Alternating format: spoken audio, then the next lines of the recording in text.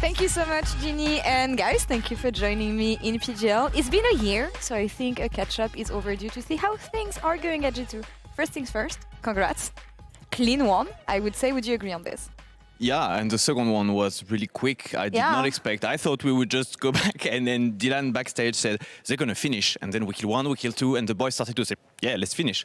What was the timing? 20 minutes something? 20-ish, something. Yeah, nice. Yeah, nice and clean. I think I expected a more, I don't know, maybe competitive series between these two teams. That's the expectations we had. Deceived once again, Jamada. Yeah, you know, I feel like Fnatic had been kind of ramping up a little bit, but it's kind of what I said coming into the pre-match for this series. Like, it feels like in playoffs, you guys just lock in. And I kind of want to know, you know, what's going on behind the scenes, like sort of on that work ethic front when it comes to the difference between how you guys are approaching regular split and how you guys are approaching playoffs, because it does seem like you're on two separate levels, or perhaps you're experimenting a little bit more. As long as you're winning and you're getting decent placements in regular split, you're happy to then move on to playoffs and perhaps, you know, play a little bit more earnestly, perhaps. I think it's not easy to keep, you know, like kind of very focused on what is happening throughout the splits. I think for us, spring split, it's always the split like, okay, we made it to MSI. There is not much there, only just to go first seed. So I think like working towards understanding how to practice every day with the monotony of the week. So it's not easy. So I don't think it's like we focus on, I don't know, playoffs. We ramp up all the time. I think like we always find challenges, and then that's how we try to prepare. Obviously, the guys are very excited with playoffs, and there is more like, let's say, a motivation or more like a specific focus. But I think it's a little bit of both, like how to work on the day-to-day and what we're doing to get better, because we know the big goal. I think it's a bit like playing poker with no money. Because we already have the MSI ticket. Yeah. So, and for the 9 other teams, they have to try hard for the life, right? Because they need to make it to MSI. We have this ticket. So the ultimate goal is not there to motivate you. So it's a really good exercise for us to understand how we're doing things and why we're doing them. And we were super excited to face Fnatic today because they've been really good versus us on Scream. They beat our ass on stage, you know? So we were really excited for the show. I agree with you. It ended up a bit shorter than what we expected, but I still believe it was a really good fight. I think the draft from Dilano were really good. So I love the approach in draft, and I love the approach in game. And for me, as you said, Fnatic beat you guys last time. Regular season still was the best of one, but I don't know, what was the mindset of the guys today? Because I sense a lot of ego in the best way within your players right now. But I feel like when you're G2 and you lose against Fnatic, if you have this face-off again in playoff, you want to come back ready and you want to smash them. You don't just want to beat them, you want to smash them. I'm not sure how much ego we're getting because we've been losing a bit more than usual on screen. Yeah. We've been losing on stage as well. And at the end of the day, if someone tries to have an ego, we lost to NRG and we got humiliated at Worlds, you know. Is so it like a reality we didn't even check? make it to play to quarterfinals. So shut up, focus, and let's win. So I think we have way less egos than last year at the same time. Yeah, I think like something we've been working a lot is to be honest with ourselves and be brave as well to speak those words that are important. Someone is getting a little bit over their top, so it's like, okay, we have a specific focus, right? I think, for example, this week, last week, we've been telling each other like, okay, there are going to be adversities. It's not going to be easy. Like, I think like maybe some players would like the games to be easy, to, you know, 2-0 wins and 3-0, you know, for best of fives. But there will be always something. And I think this is what, let's say, fans or people from the outside don't see. And every team has challenges. And we are bringing more this idea of bring it on, just go through this adversity together and let's learn from each other, because when we're at Worlds, when we're at MSI, things get more complicated and there are going to be more challenges. So it's getting comfortable with these things. Talk to me about some of those challenges then, perhaps, that, you know, in recent history you guys have faced when it comes to some of those international stages, right? You've spoken a lot about remaining humble. You've spoken a lot about some of the values as a whole. Is there sort of a shift in some of that humility once you move out into international stages? Because I feel like a lot of the sort of mindset of a lot of teams once they make it to those international stages is, you know, playing not to lose a lot of the times. And I feel like you guys are kind of specialists at the opposite. You are very happy to play to win, even if it does mean you throw a couple of games that perhaps you probably should have ended up winning. Yeah. Do you want to take this one? It's a loaded one, I know. I think it's like we talk about motivation. but I don't think the motivation is one of the challenges. The motivation is always there, but it's just, like for example, some of the players might struggle to understand in the meta or to understand what suits them the best. So obviously it's going to be seen in gameplay. Some of the players might struggle with coming to the day with a big focus on how to improve, because sometimes the only way how we improve is by playing the game all the time, and this is again the monotony. Obviously, the losses that we face, for example, against Vitality, I think it was a loss that no one was happy about, especially me, because my former team, we lost against Vitality and Rogue, so It's never good. yeah, we have a conversation about it. But I think the losses affect you a lot because it just makes you doubt about what you're doing, if you're on the right path or not. So I think putting everyone together on the same direction is one of the challenges, most important challenges for the team. And I think with the values that you just mentioned, we are very strong or very driven about values which are very clear.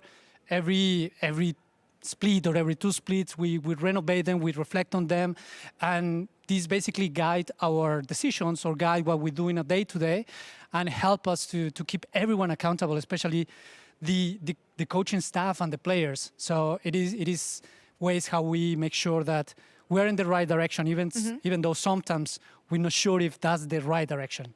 Can you give me more of the values that you guys are focusing on, Romain, maybe, for this split, specifically for these playoffs? Brave and honesty, All right. and development oriented are some of the really important one.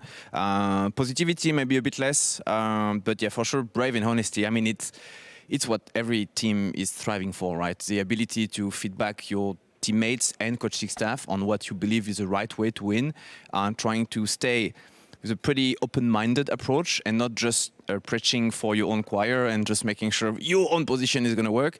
I think also the fact we've been working with the same guys for a year and a half helps a lot there. We know our strength, and I believe we start to know them a bit deeper, which is going to be key at international event. To go back on your question earlier, for example, when you arrive at international event, the logistic of going somewhere else is sometimes a big hurdle, which some teams underestimate. I think we're starting to do a pretty good job at making sure we are not too lost when we arrive somewhere. But then you have to focus on how are we good at. It's a new meta, and we get a bit spanked by some of the Asian teams. So suddenly, oh wow, are we still good? What do we know? Do we have to pivot?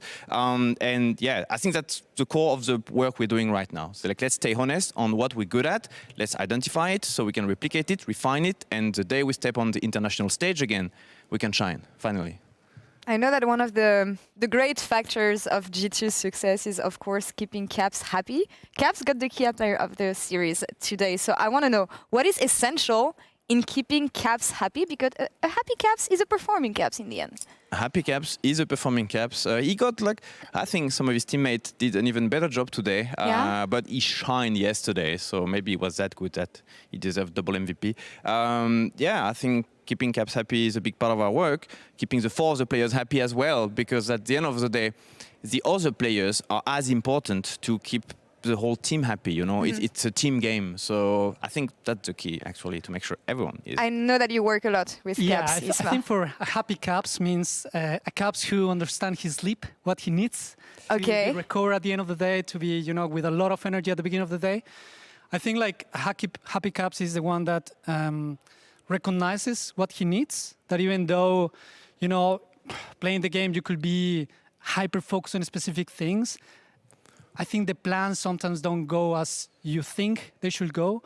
So I think for him has been very important to be very aware and recognize what he needs in specific moments. So I think we've been working a lot on reflecting back how he thinks, how he feels, and then how he can use that to help the team. Because when we have these happy Caps, he's the one who just guide the whole team to victory. Yeah. And it's been like that. So I think give him a lot of autonomy for him to understand what he needs.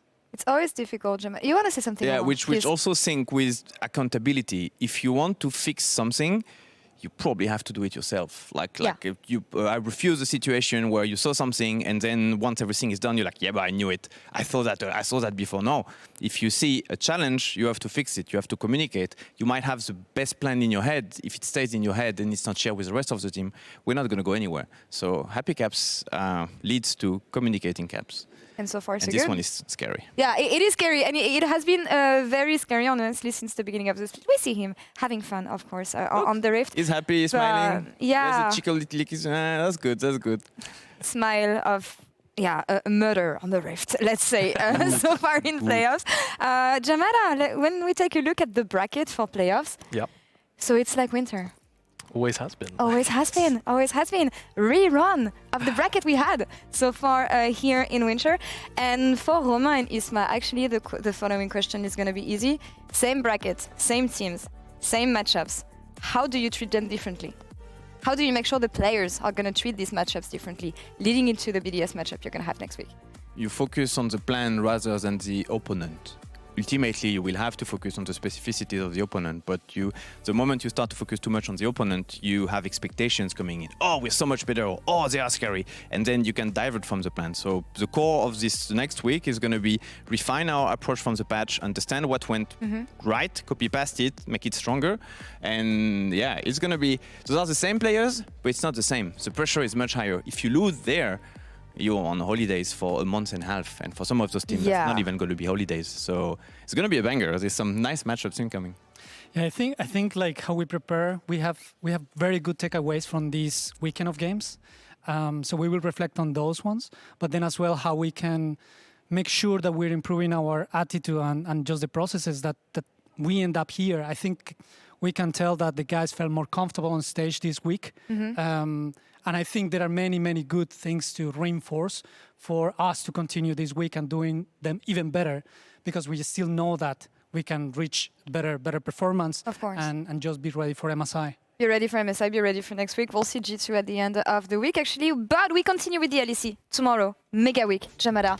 And as Romain said, some teams are going to be going home. Unfortunately, we have Team Heretics versus SK, if I'm not mistaken, and GXMDK. What do we think of this one? Yeah, I think the MDK series is going to be very interesting. Yeah. It was kind of strange to see them almost dispatched with not a lot of life per se. So I'm really, really curious about how they're going to bounce back, right? Especially after finishing in finals in winter. They actually are in a pretty good position as far as championship points are concerned. So they need this like they need water. Yeah. So I do hope that they can actually show something a little bit more, because you guys kind of dispatched them with very little, shown, I feel like, from Mad overall. Go hard or go home tomorrow in the LEC. Guys, thank you so much for joining us. Always great catching up and talking about performance. Jamada, amazing job as usual. And as I said, don't forget, LEC tomorrow, same time, same place. Elimination games on the line for the 4 teams we have left. See you tomorrow. Today when you guys start inting me, I will start screaming, let me perform. Let me perform! Hello, Peekaboo. He's been so patient himself. They jump onto Sheo.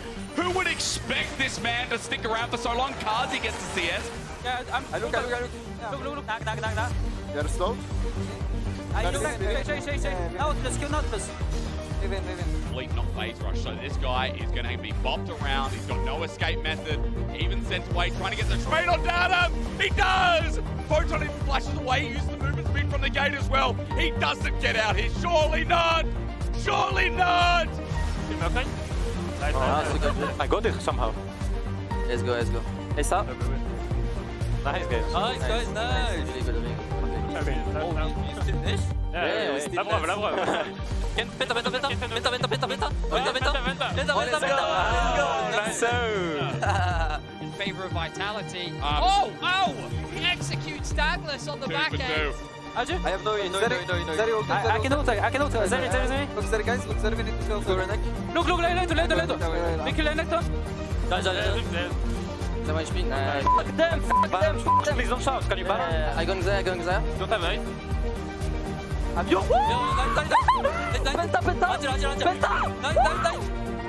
Penta! I searched Penta!